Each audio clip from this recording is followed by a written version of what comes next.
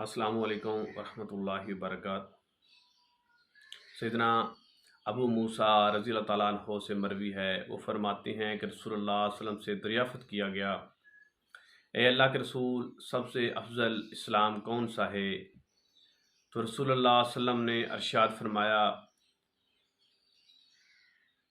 جس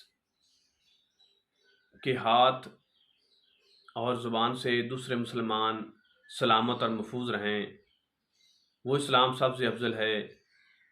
یعنی رسول صلی اللہ علیہ وسلم نے فرمایا کہ جس کی زبان اور جس کے ہاتھ سے دوسرے مسلمان محفوظ اور سلامت رہیں، وہ اسلام سب سے افضل ہے۔